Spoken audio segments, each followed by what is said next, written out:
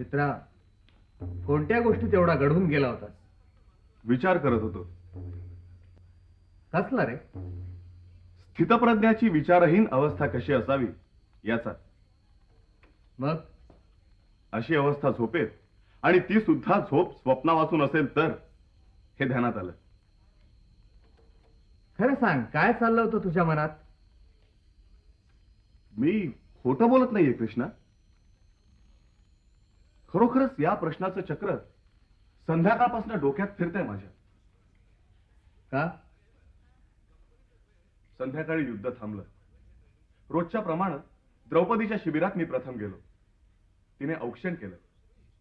ते संपल्यावर तिला चेष्टेने म्हटलं, द्रौपदी, आज डोळ्याला डोळा लागणार ना तुझा?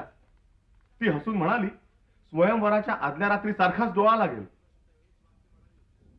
तितकीच आणि तशीच उत्सुक आणि अस्वस्थही आहे. तथापि मी ओळखलं होतं, ती आतून दचकलीये. पण काही केल्या ती हे ऐके ना, आणि तिनं कबूल केल्या विना मीही तिथून हलायला तयार होईना. तुमच्या या भांडणात हरलं कोण? अखेर मलाच हरावं लागलं. आणि कुंतीकडे? तिच्याकडे काय घडलं? तिच्याकडे जाताना तू मला का टाळलंस? अरे कृष्णा, टाळू कशाला? कुंती मातेचा तसाच निरोप होता, एकट्यानंच भेट म्हणून.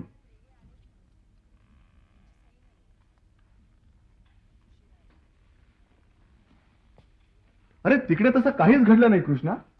कुंती मातेनंही त्याच विश्वासानं सुभद्रेकडून ओवाळून घेतलं मला.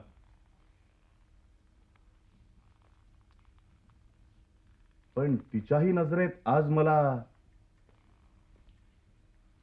भीती? नाही कृष्णा, ती भीती नव्हती. कुंतीचं क्षात्रतेज द्रौपदी इतकंच प्रखर, पण तिची बुद्धी आणि विवेक द्रौपदीहून जास्त सखोल.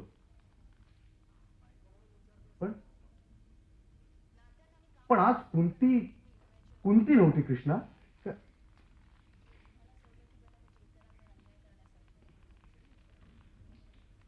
माझ्या मनात असं नेहमी येतं कृष्णा, की मरण म्हणजे काय हे आम्हा सर्वांपेक्षा तुला अधिक कळलंय. जन्माचं मर्मही तसंच कुंतीला अधिक समजलंय. पण आजचे तिचे डोळे, वर तेज, आत अंधार. नाही कृष्णा, मातेची ती नजर मला बघवय ना. आणि तेव्हाच मी तिला अखेरचं वचन दिलं. माते, ज्या अधम सूतपुत्रानं तुझ्या सुनेला दासी म्हटलं, वेश्या म्हटलं, त्याचा वध निश्चित आहे असं समज. जर मी खरा क्षत्रिय असेन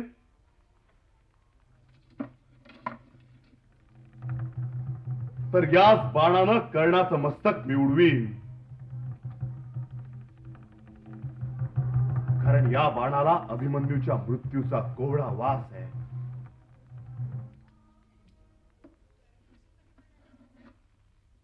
पण कृष्णा, मला एक कळत नाही, तुम्हा सर्वांच्या मनात कर्णाबद्दल एवढी भीती का?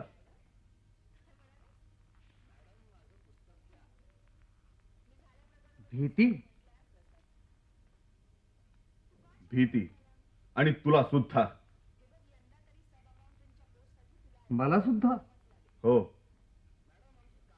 मित्रा, तू माझ्यावर अन्याय करतोस असं तुला वाटत नाही का? धर्माचाही तेच. कर्णाची आठवण झाली की त्याची झोप चाळवते, द्रौपदी विचकते, फार काय भीमाची रणगर्जनाही खालच्या सुरात होते.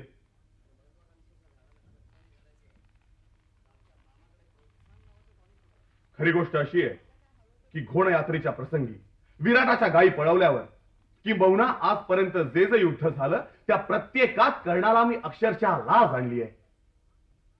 आणि असं असूनही कर्णाबद्दल इतकी भीती, इतकी? तू कशाला त्याची पर्वा करतोस?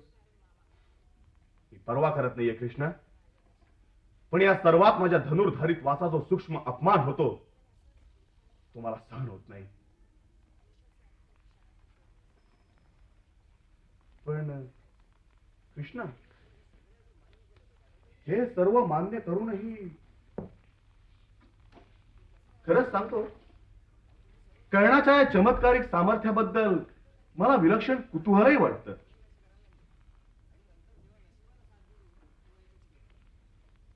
असं पहा अर्जुना, अरे द्रोण काय किंवा भीष्म काय, दोघेही तसे मनातनं दुभंगलेले. सत्तेच्या लोभापायी स्वीकारलेल्या दुर्योधनाच्या दास्यामुळं, व्रत म्हणून दारिद्र्याचा बाणा अंगी नसल्यामुळं, तुम्हा पांडवांच्या प्रेमामुळं. आणि अर्जुना, जे मनातनं दुभंगलेले असतात त्यांचं पतन केव्हा ना केव्हा होणारच. हे मला मान्य नाही. कोहम या प्रश्नाचं उत्तर कर्णाला आयुष्यभर मिळालं नाही. कृष्ण, मनातून तो पूर्णपणे दुभंगला असला पाहिजे. अरे, कर्णाच्या आयुष्याला असे तडे गेले असते तर तुला त्याच्या चमत्कारिक सामर्थ्याबद्दल एवढं आकर्षणही कधी वाटलं नसतं. आणि तुझ्या आणि त्याच्या संग्रामाची सहस्त्रावधी क्षत्रियांनी एवढ्या उत्कंठेने कधी वाटही बघितली नसती.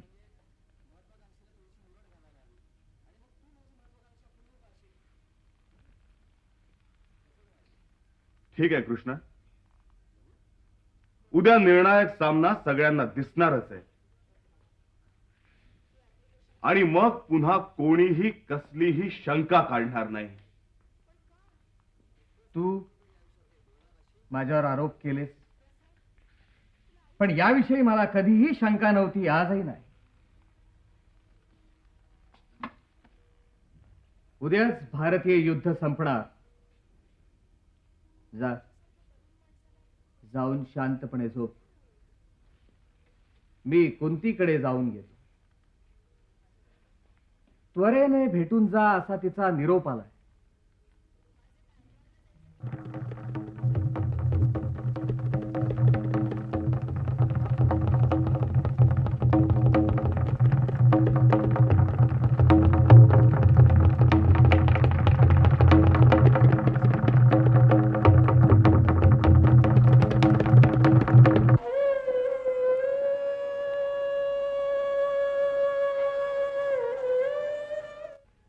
ये माधवा,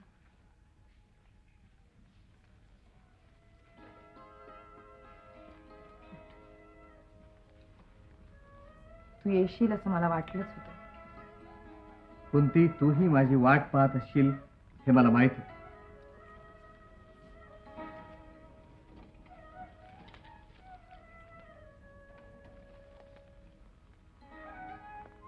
का असतेस कुंती?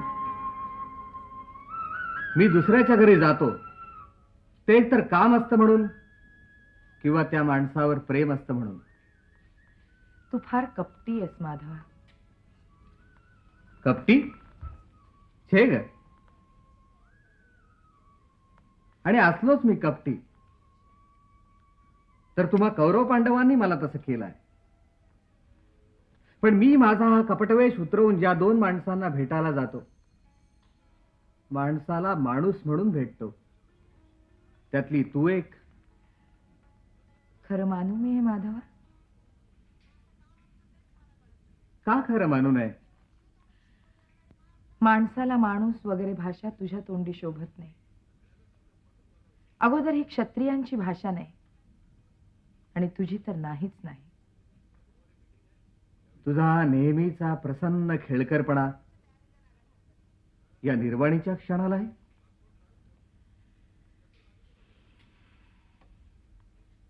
शाबास आहे तुझी. कुंती, जाऊ? नाही रे, पण तुझ्या रुक्मिणी सत्यभामे इतकी भोळी मला समजू नकोस. माधवा, ते दुसरं भाग्यवान माणूस कोण रे, ज्याला भेटण्यासाठी माझा भाचा केवळ माणूस म्हणून जातो? तो काही तपांपूर्वीच तुझ्याकडे एकटाच आला होता.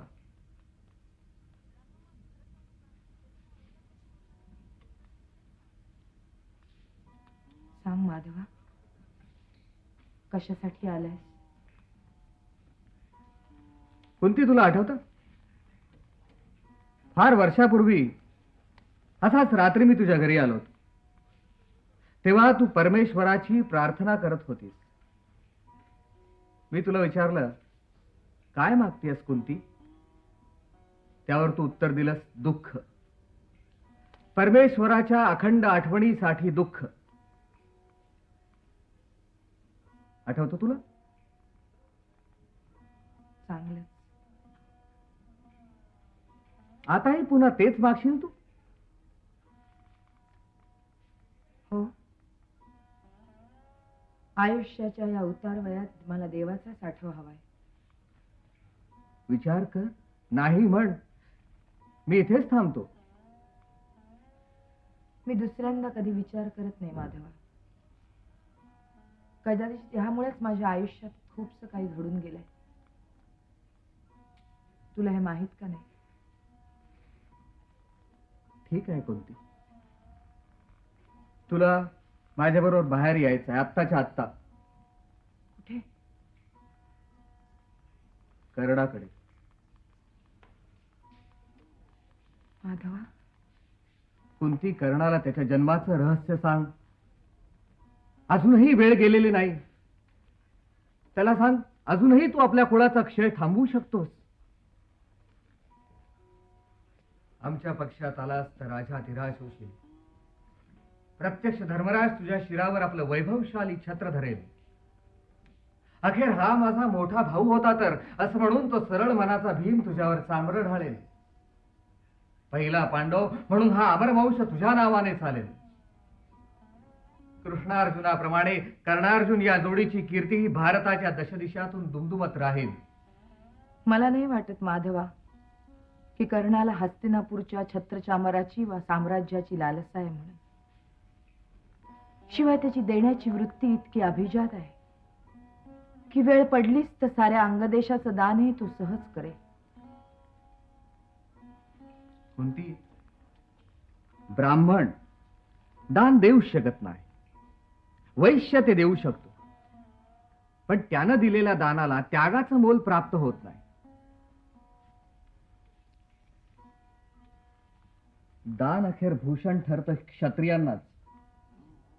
तेव्हा हस्तिनापूरच्या सिंहासनाचा कर्णाला अजिबात लोभ वाटणार नाही असं नाही.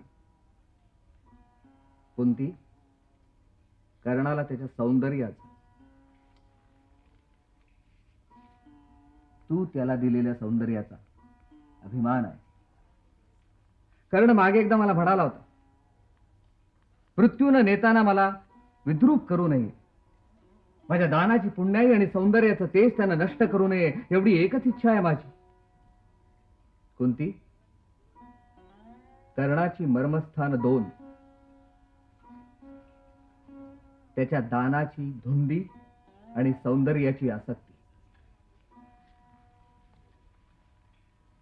मला कळत नाही माधवा तुला काय म्हणायचंय ते.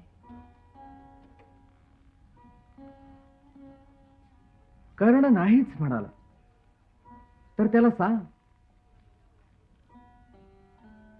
आमच्या पक्षात आलास तर तर तुला द्रौपदीचीही प्राप्ती होईल.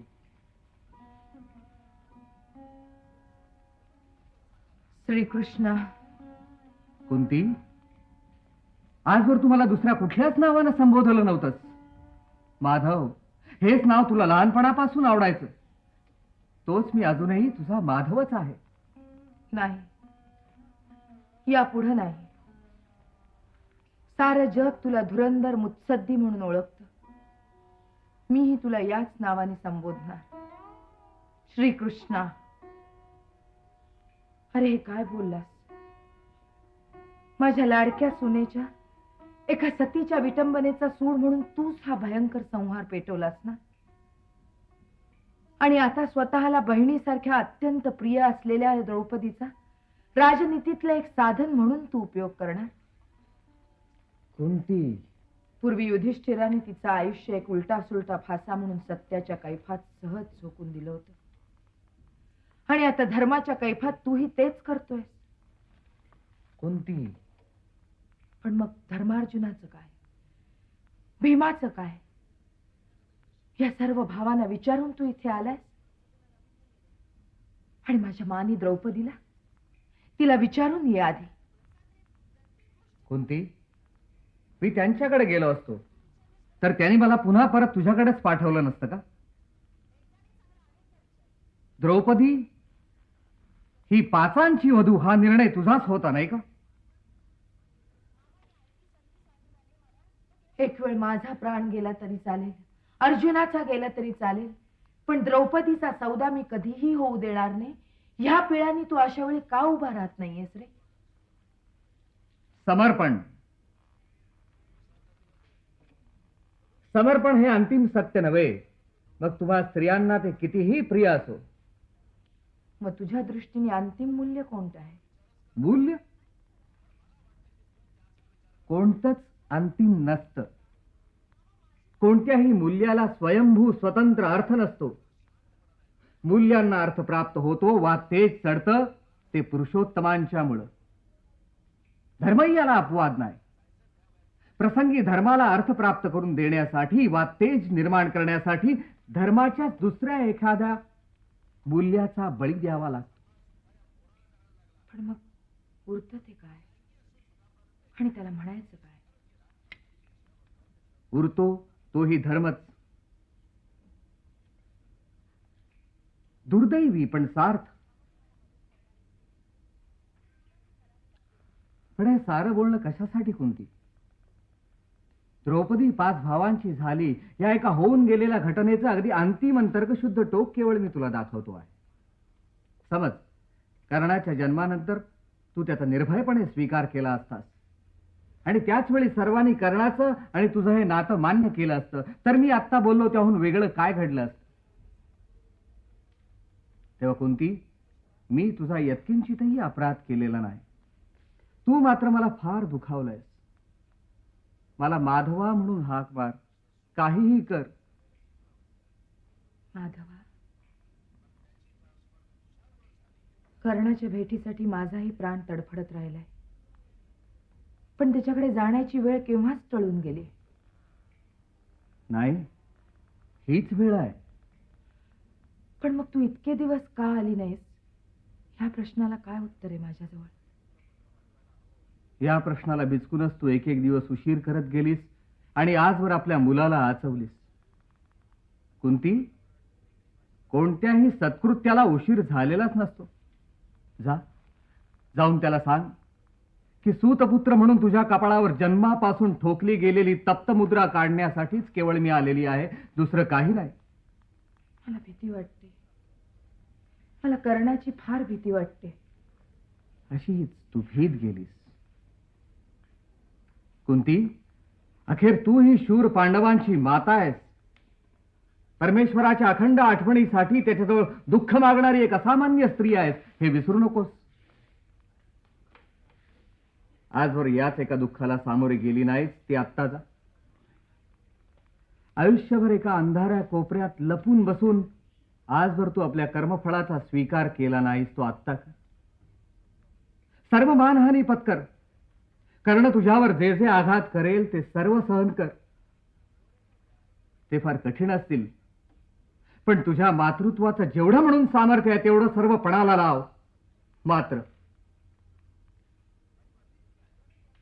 कर्णाकडे ज्या क्षणी तू माता म्हणून पाहशील त्या क्षणी तुझ्या मनातली सर्व भीती, सर्व शंका विरघळून जातील.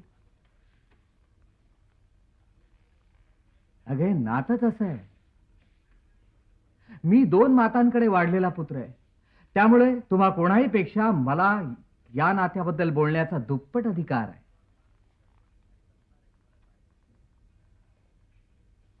कुंती, कर्णाकडे कोणत्याही पापाच्या जाणीवेनं न पाहत शुद्ध आनंदानं पाहण्याचा क्षण तो हाच. त्याच्या केसावरून, त्याच्या चेहऱ्यावरून हात फिरवण्याचा क्षण तो हाच. आयुष्यभर आपण एका पुत्राला उन्हात एकाकी उभं केलं. त्याचा चेहरा कधी ओठाने पुसला नाही, त्याला कुरवाळलं नाही, कधी दूध पाजलं नाही, त्याच्या अंगावरची धूळ आपण कधी पुसली नाही. या सर्व वेदना विसरण्याचा तो क्षण आहे. पण मग धर्मार्जुनांचं काय? ते फाडून खातील मला. तू इतके दिवस आम्हाला का सांगितलं नाहीस, हा त्यांचाही प्रश्न असेल. आणि अखेर ह्या प्रश्नाला माझ्याकडे उत्तर नाही. वर्षानुवर्ष या एकाच कोंडीत मी सापडले. हे तुला कसं समजत नाही माधवा? कुंती, 24 प्रहरांच्या नियतीचा खेळ आहे, पण गाठ कर्ण दुर्योधनाशी आहे. या ना त्या मार्गानं धर्मराजाच्या कानावर ही वार्ता पोहोचवली तर तू असं कर कुंती, कर्णाकडून तिथल्या तिथे वचन घे. हे त्यानं कुणालाही सांगता कामा नये. वचन तो निश्चित देईल. तो उदार आहे, आणि उदार माणसं मनाच्या एका कोपऱ्यात भोळीच असतात. उद्या युद्धात कर्णाचा मृत्यू झाला तर परवा हा प्रश्नच उपस्थित होणार नाही. तुझं रहस्य तुझ्यापाशी राहील आणि कर्णाचं त्याच्या मृत्यूबरोबरच. पण कुंती, आपण एकाच बाजूने तर विचार करत नाही ना. कदाचित युद्धात उद्या अर्जुनच. माधवा, किती घातकी आणि पापशंकी जीभ आहे रे तुझी. कितीही पापशंकी जीभ असेल माझी कुंती, पण लक्षात ठेव तीही एक शक्यता आहे. पण पांडवांच्या बाजूला न्याय आहे, धर्म आहे, सत्य आहे. आणि धर्मो रक्षती रक्षक हा या सत्याचा श्रेष्ठ तत्ववेत्यांनी आणि धर्मज्ञांनी स्वीकार केलाय.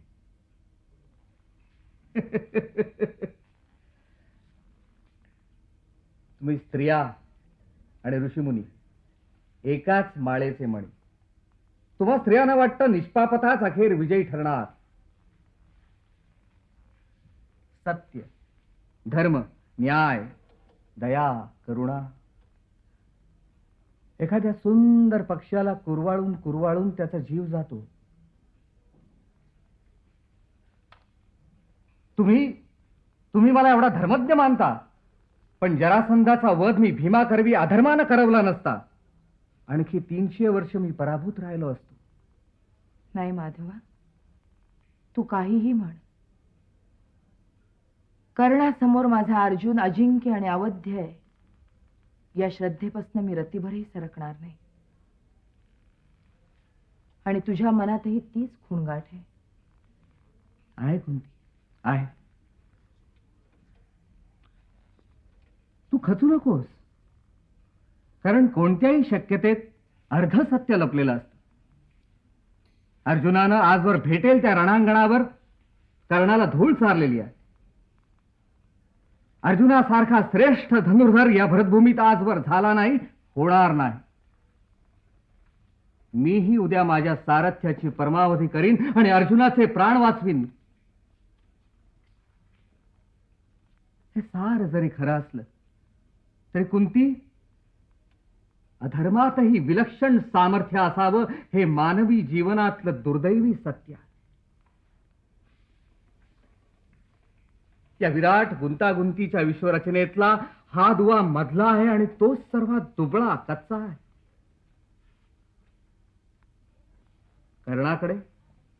कर्णाकडे अधर्माचं अमानुष सामर्थ्य आहे कुंती. एकटक आंधळ्या सुडानं त्यानं ते अधिकच धारदार बनवलंय. आणि कुंती, जी माणसं आयुष्यभर अधर्माच्या अंधारात राहतात, सुडाच्या अंधारात राहतात, त्यांचं सामर्थ्य धर्माच्या प्रकाशात राहणाऱ्या इतकंच प्रखर असतं. कर्णाचं मन या दुहेरी सामर्थ्यामुळं अभंग राहिलं आहे. आणि माझा अर्जुन, तुझा अर्जुन दुभंगलेला. आपल्या बाणांनी अचूक लक्ष्यभेद करण्यात तो अजोड आहे. कर्णाहून श्रेष्ठ धनुर्धर आहे. पण संपूर्ण जीवनाचा अचूक वेध त्याला आजवर कधीही घेता आलेला नाही. कुंती, कर्ण एका बाबतीत वरचढ आहे. तो आजवर नियतीशी शर्थीनं झुंजला आहे. नियती म्हण, दैव म्हण, मानवी जीवनातलं ते पाचवं सत्य आहे. आणि या भयानक सत्याविरुद्ध जे लढतात ते आपल्या शत्रूहूनही शूर असतात. समोरासमोरच्या युद्धात बाणांचा वर्षाव करून शत्रूवर मात करण्यात पराक्रम आहे. पण अज्ञातातून शरीरात घुसणारा एक एक बाण वेचून काढून खालच्या रक्ताळलेल्या मार्गावरून चालतच राहण्याचा हा पराक्रम त्याहून मोठा आहे.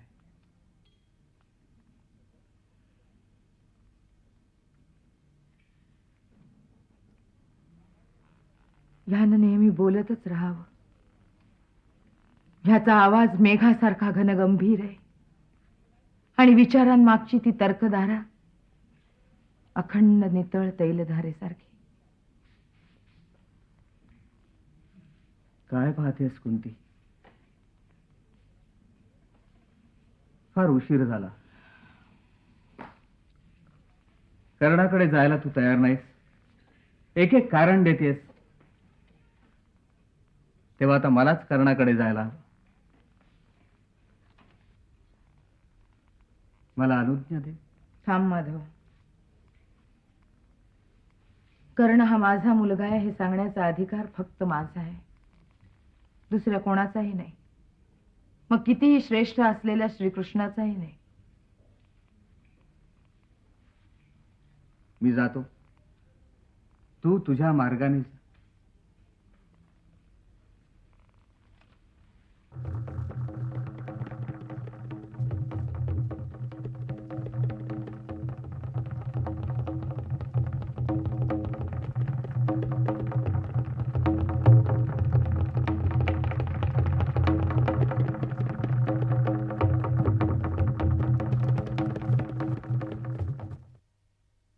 गुरुवर्य, 21 वेळा पृथ्वी निक्षत्रिय करणाऱ्या तुमच्या सुडाची ज्योत माझ्या हृदयात अखेरपर्यंत धगधगत राहो आणि सागराला अडवणाऱ्या किनाऱ्याचं विशाल सामर्थ्य मला उद्या प्राप्त हो. नियतीचं सुडात्मक रूप घेतलेल्या पवित्र नागदेवतांचा विषमय दंश माझ्या बाणात पूर्णपणे उतरो आणि या जातिवंत सूतपुत्राच्या बाणाला उद्या सव्यसाची अर्जुनाचे प्राण घेण्याचं देव दुर्लभ भाग्य लाभो.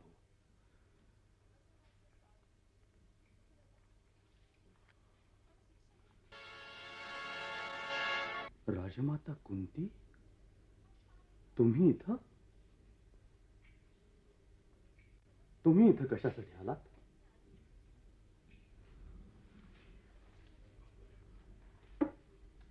आणि येण्यासाठी ही विचित्र अवेळ का काढली?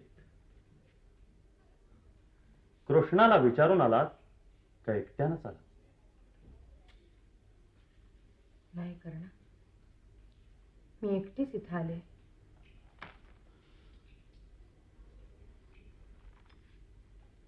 आता मी जे काय इथं करत होतो ते तुम्ही पाहिलं, जी प्रतिज्ञा म्हणत होतो ती तुम्ही ऐकलीत, तरी सुद्धा तुम्हाला इथे राहावंसं वाटतंय? हो,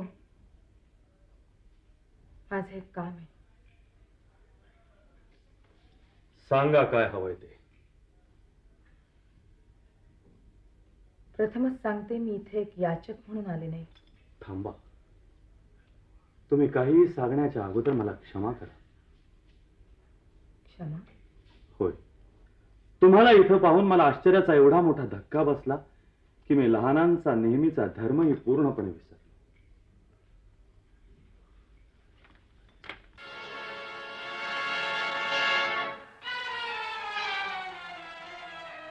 उठ करणा. अरे उठ ना रे. किती वेळ नमस्कारासाठी थांबलाय? माते, करणा, करणा, तू असं कसं ओळखलंस रे मला? इतक्या वर्षात तुझ्या पायाकडे एक क्षण सुद्धा माझं लक्ष जाऊ नये ना माते? या क्षणापर्यंत मी नियतीशी झुंज दिली, पण हा क्षण अखेर तिचाच होता आणि तिनंच तो जिंकला. करणा, स्वतः दीन होऊन मलाही असं दीन करू नकोस. दीन का? मी संतापानं बेभान होऊन तुला वाटेल तसं बोलेन आणि मग एखाद्या लहान मुलासारखा तुझ्या कडेवर झेप घेऊन ओक्साबोक्शी रडेन अशी तुझी अपेक्षा होती की काय माते? बरोबर आहे, शेवटी त्यातच तुला तुझ्या मातृत्वाचा विजय वाटला असता. हे सर्व किती चटकन संपलं. इतका गोड आणि शांत शेवट होईल असं वाटलं नव्हतं, पण शेवटी माझंच मातृत्व ते या भावनेने तू धन्य झाली असतीस. मी कोणताही पवित्रा घेऊन इथे आलेली नाही करणा. जे क्षण कधी आयुष्यात येतील असं वाटलंच नव्हतं ते आले. मी धन्य झाले. तू नाही झालास? थांब माते, जवळ येऊ नकोस. का? का जवळ येऊ नको करणा? माझा स्पर्श तुला इतका अमंगल वाटतो? समजलं मला. मला स्पर्श करण्याचाही तुला अधिकार नाही असंच म्हणायचं आहे ना तुला? किती अहंकारी आहेस रे करणा. आता सुद्धा तुला हेच दाखवायचं आहे की माझा पुरुषी कणा अजून ताटच्या ताट आहे. मी मोडलो तर नाही. नाही माते, असं मुळीच नाही. ज्या क्षणी तुझं माझं नातं मला कळलं त्या क्षणीच मी तुला माते म्हणून हाक दिली. तुझ्यासारखी 3 तप नाही घेतली मी साधी एक हाक घालायला. आता सुद्धा मगापासून मी पुन्हा पुन्हा माते माते म्हणून म्हणतोय, पण माझ्या अंगावर कसले रोमांच उठत नाहीत ग. या मधल्या काळानं ते रोमांच नाहीसे केलेत. तुझं माझं नातं त्यानं कुरतडून खाल्लंय माते. राधेनं रक्त सोडून सर्व दिलं आणि तू रक्त देऊन सर्व नाकारलं. तुझी ही कारण होती. पांडव वंशाच्या सातत्यासाठी तुला मला बळी द्यावं लागलं हे मी एका क्षणातच ओळखलं. पण कुंती माते, रक्ताची नाती सुद्धा उमलावी लागतात, फुलवावी लागतात. ती ही रक्तात भिनावी लागतात. नाही माते, तुझ्या माझ्यातलं हे भयंकर अंतर, हा दुरावा आज या रात्रीपुरता सुद्धा दूर होणं शक्य नाही.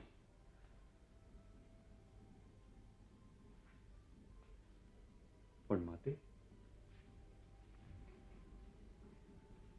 तू अजून एक गोष्ट मला सांगत नाहीस. तू इथं का आलीस?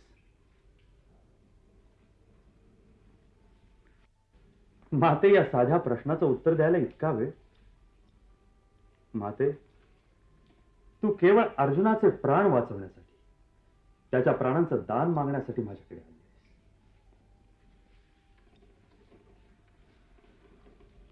पण मला क्षमा कर माते, कारण कृष्ण जसा अर्जुनाच्या रक्षणासाठी तसा मी अर्जुनाच्या वधासाठी आहे. तेव्हा तेवढं सोडून बाकी काहीही माग. अगं, पक्षांचा थवा ज्याच्यावर उतरतो असा कल्पवृक्ष म्हणून ब्राह्मण माझी कीर्ती गातात. ज्या कवच कुंडलामुळे मी अर्जुनाला अजिंक्यन अवध्य ठरलो असतो, ती सुद्धा मी मागिता क्षणीच इंद्राला दान दिली. तेव्हा भिवू नकोस, संकोचू नकोस. मी देतो हा एकच शब्द म्हणत गेलो आहे. नाही हा शब्द मी आजपर्यंत कुणालाही ऐकवला नाही. ठीक आहे, तुला धीर होत नाही.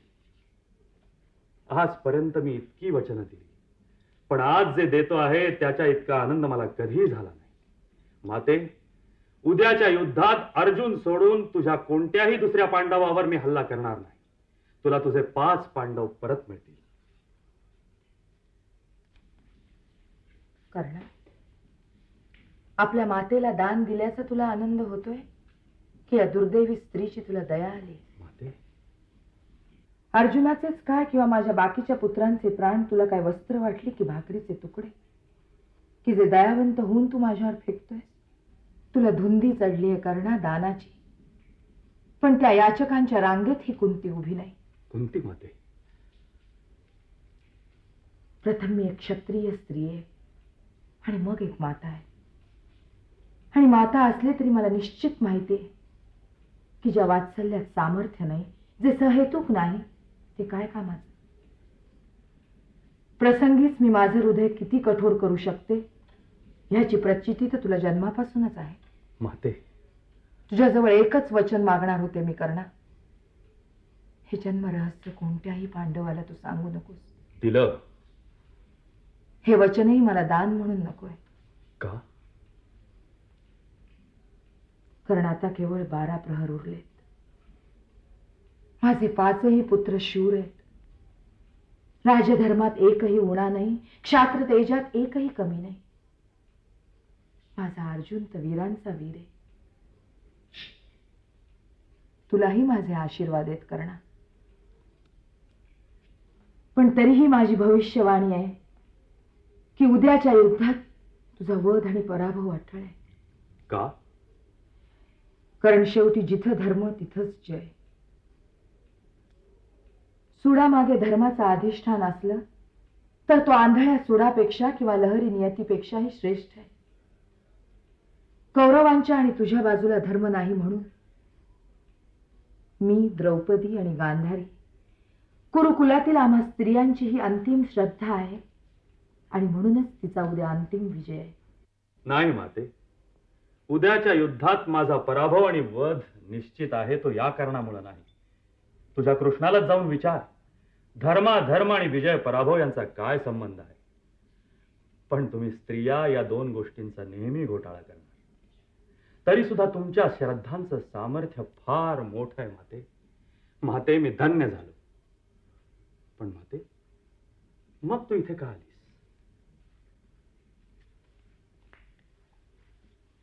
तुला अखेरचं पाहायला,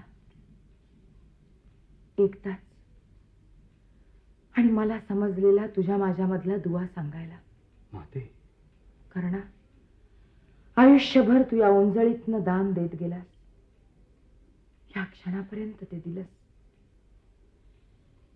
दान म्हणजे आसक्तीच्या मोहाच्या प्रत्येक क्षणाचा त्याग.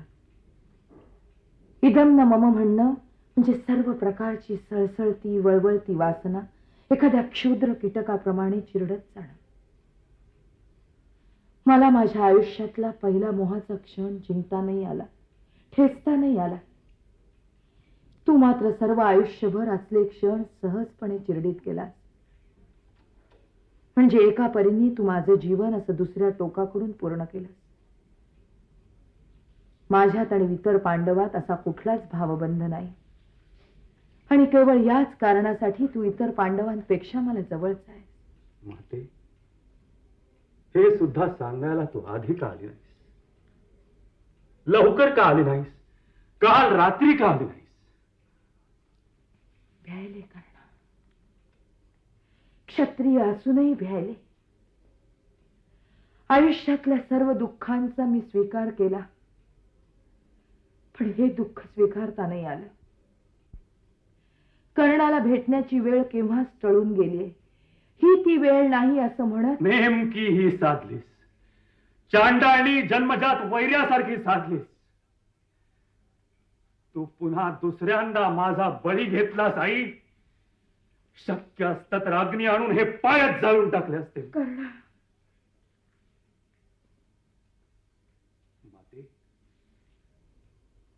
माते, तू केवळ भूतकाळाच्या एका क्षणामध्ये अडकली होतीस. एरवी तरी मोकळी होतीस, पण मी मात्र त्याचा शाश्वत बंदी होतो. माझ्या सर्व जीवनाचा तोच एक अर्थ होता. मी समजले नाही कर्णा. जन्म, अंधार, जन्म. शस्त्ररंगात अर्जुनाला आव्हान देताना, द्रौपदी स्वयंवरात मत्स्यवेधासाठी धनुष्यावर बाण खेचताना, द्रोणाचार्यांनी ब्रह्मास्त्र नाकारताना आणि भीष्माचार्यांनी सेनापती पदाचा अधिकार ठोकरताना एकच प्रश्न, फक्त एकच प्रश्न. तू कोण? तू कोण? अर्जुनाशी झालेल्या प्रत्येक युद्धात अगदी निकराच्या क्षणी मला हाच प्रश्न अचानक घेरायचा. तू कोणाचा? कर्ण, तू कोणाचा?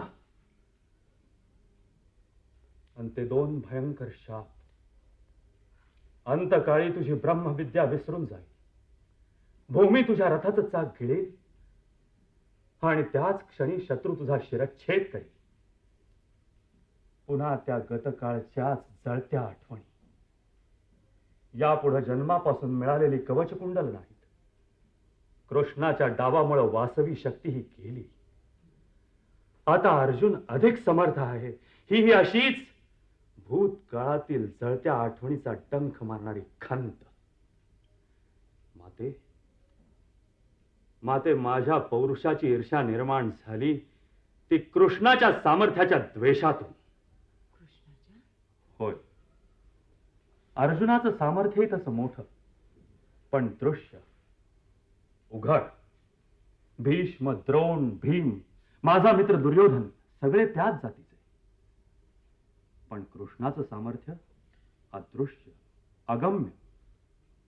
मनात भूतकाळाला तो जगू देत नाही, वर्तमानाला हातातून निसटू देत नाही, आणि पक्षाला वाऱ्याची दिशा समजावी ना तशी त्याला भविष्य काळाची दिशा समजते. माझी एकच आकांक्षा होती, पूर्ण पुरुषाचं हे पूर्ण सामर्थ्य मिळवण्याची. माते, मी माझ्या बंधनातून मोकळा झालोही होतो, पण यावेळी तू इथे येऊन मला पुन्हा बंदी केलंस ग. हो, आज सकाळी मी नेहमीप्रमाणे गंगेच्या घाटावर पुरस्चरणासाठी गेलो होतो. उगवत्या सूर्याला अर्घ्य देऊन मी त्याची अखेरची प्रार्थना केली. हे भास्करा, तुझा प्रकाश अक्षय आहे, तुझं तेज अविनाशी आहे, सकल विश्वातील गतीचा आत्मा तूच आहेस. तेव्हा हे आदित्या, जन्म, शाप आणि दान यांच्यामुळे माझ्या माग छायेसारखी लागलेली, माझ्या अस्तित्वाला चिकटलेली ही भूतकाळाची जाणीव तुझ्या किरणांनी जाळून टाक. भविष्यातच प्रकाशत राहणाऱ्या तुझ्या नित्य नूतन किरणांप्रमाणे केवळ एक एक क्षण आणि या क्षणापासून त्या क्षणापर्यंत जगण्याचा वर मला दे. केवळ उद्याच्या अंतिम युद्धासाठी केवळ 12 प्रहर. तत्क्षणी सूर्यदेव माझ्या पुढे उभे राहिले, खिन्नपणा हसून म्हणाले, वत्सा, तुझी ही अंतिम प्रार्थना ऐकून आणि तुझी माझ्यावरची भक्ती पाहून मी प्रसन्न झालो आहे. पण विश्वाची स्थिरता ही मीच निर्माण केली आहे. म्हणून एकाच अटीवर देवांनाही अप्राप्य असलेला वर मी तुला देतो आहे. या 12 प्रहरात तुला स्थिरतेचं एकही प्रतीक दिसता कामा नये. ते दिसेल त्याच क्षणी तुझा हा अपूर्व वर नष्ट होतो. माते, मी धन्य होऊन शिबिरात परत आलो. आता भूतकाळाच्या दास्यातून मी पूर्णपणे मोकळा झालो होतो. केवळ क्षणाक्षणाच्या वाहत्या अस्तित्वाची ती शुद्ध संवेदना. शस्त्र नाही, मंत्र नाही, अस्त्र नाही, या दिव्य संवेदनेच्या बळावर एक सूतपुत्र एका सर्वश्रेष्ठ धनुर्धाऱ्याचा वध करणार होता. पण माते, इतक्यात तू आलीस. मी तुला वंदन केलं आणि मला कळलं की तुझे पाय अगदी जसेच्या तसे माझ्यासारखे आहेत. तत्क्षणीच मला जाणीव झाली की तूच माझी माता असली पाहिजेस. कारण माता हेच माणसांच्या जगातील स्थिरतेचं प्रतीक आहे. माते, मी माझा वर गमावला आहे. शिवाय शापांच्या आणि दानाच्या त्या आठवणी उद्या रणांगणावर माझा पाठलाग करणार आहेत. उत्तर रात्र टळून गेली कर्ण. मला निघायला पाहिजे. थांब माते, इतक्या वर्षांनी आलीस. काही घेतलं नाहीस, काही देऊ दिलं नाहीस. धर्म, अर्जुन, भीम, नकुल, सहदेव यांना सांग की तुमच्यापैकी एकाला जरी प्रेमानं आलिंगन देता आलं असतं तरी मला फार बरं वाटलं असतं. तसंच द्रौपदीलाही सांग, उद्याच्या अंतिम युद्धात अर्जुन सोडून तुझ्या कुठल्याही पतीला मी हात लावणार नाही. जे दिल्या वाचून राहावलं नाही असं माझ्या जीवनातील सर्वश्रेष्ठ आणि शेवटचं दान मी तुलाच देतोय. पण माते, खरं सांग, तू आपणहून माझ्याकडे आलीस की कृष्णाने तुला धाडली?